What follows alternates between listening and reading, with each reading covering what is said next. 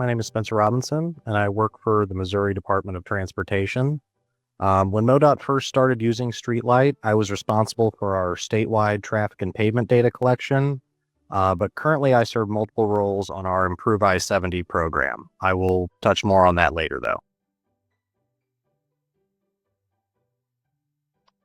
So for those unfamiliar with MoDOT, we have the 6th largest state system roadway network in the country with nearly 78,000 lane miles of road. If you could lay our entire roadway network in a single lane, it could wrap around the equator 3 times with enough left over to stretch from the farthest western point of Washington state to the farthest eastern point of Maine.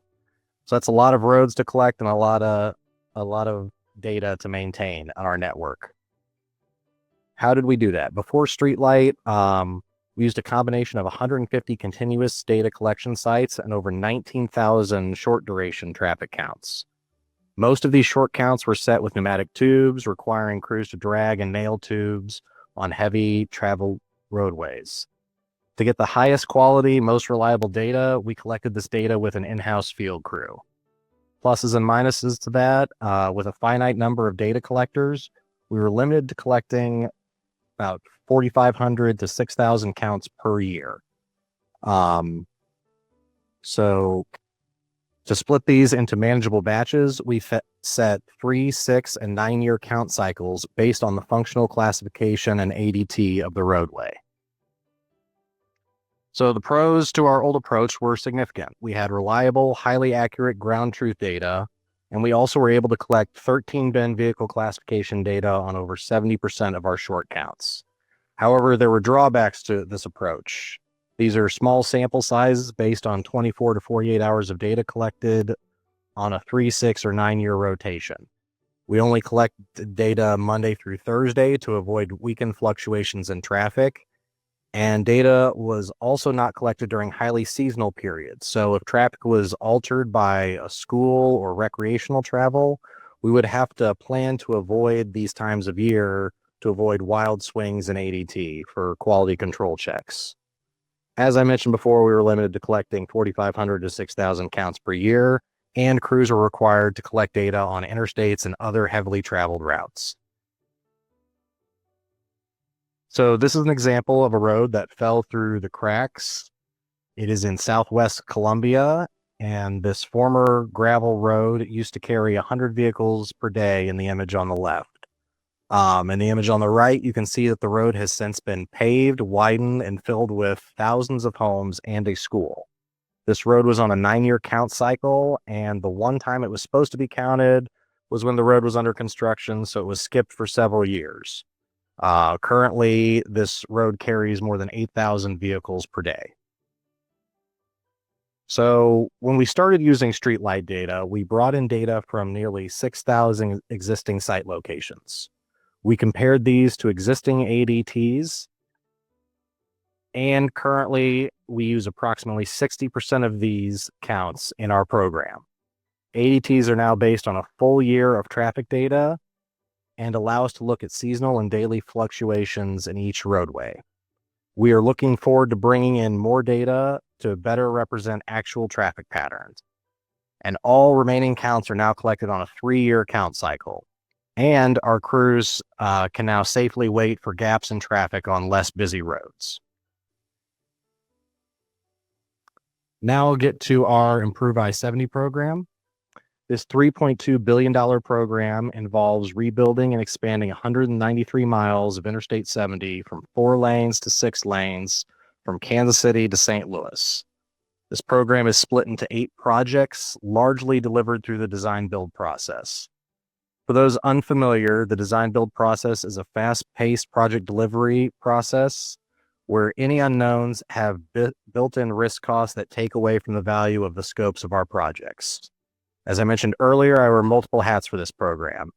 I serve as the traffic and safety operations lead for the entire statewide program, overseeing every project. And I am also the project director for the 4th project in our schedule, the 5th one on your list here, that goes from Rocheport to Columbia. So we had two major traffic needs to reduce risk to the design build teams as part of the Improve I-70 program. As part of the NEPA reevaluation, we needed turning movements at 53 interchanges to reconfigure our preferred interchange designs.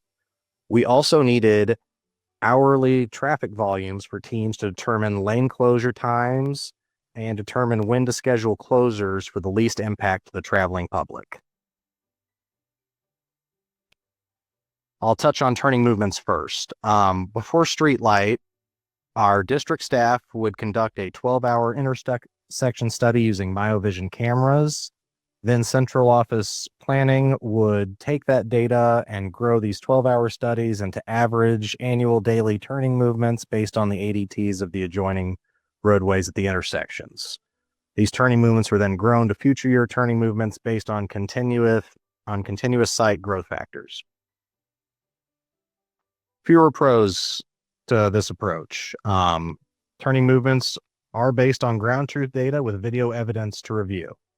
The cons, though, these movements are based on short 12-hour samples, and they are not representative of weekend or seasonal travel fluctuations. When there's an error with a district intersection study, we would have to do a manual review of the data, and these led to very long turnaround times and left a lot of room for human error. I could show you a ton of examples from Branson or the Lake of the Ozarks to show how these counts fail to reflect our seasonal variations in traffic, but I'd like to show you a more standard intersection where our traditional process fell short. The two intersections circled in red on your screen are on US 54 in Callaway County, just east of Mexico, Missouri. Here, the highway heads east, makes a 90-degree turn to the north, followed by another 90-degree turn to the east. And we were looking at replacing these two 90-degree turn four-way stop intersections with roundabouts to better handle the high peak hour traffic surges in an otherwise quiet area. These are aerial views of the north and south intersections. And as you can see, they're in the middle of large farms in the middle of nowhere. These largely seem like typical four-way intersections at first glance, but I want to highlight something that makes them a little unique. Each of these intersections has a free right turn that bypassed the four-way stop. When the intersection data came in from the district, the results said that each of these free rights accounted for less than 1% of the traffic for those legs. Now, I don't know how all the other states on the call plan and fund improvements, but in Missouri, we do not build bypass lanes for fun. Luckily, the guy that reviewed this data is a crazy person who has driven almost every road in the state and immediately realized something was wrong. It was me. I'm that crazy person. It took almost 2 months for us to review the video, reschedule, recollect, reprocess the intersection data to find that almost 60% of the data of the traffic made these movements. That allowed us to better design the roundabouts to fully accommodate for the high volumes of traffic making these movements. So using StreetLight for the Improve I-70 program, we were able to process annualized turning movements for 212 intersections at 53 interchanges along the corridor. These included counts at all ramp terminals and the adjacent outer roads to the north and south. One person, again me, was able to compile this data from the safety of an office over a period of about 2 weeks.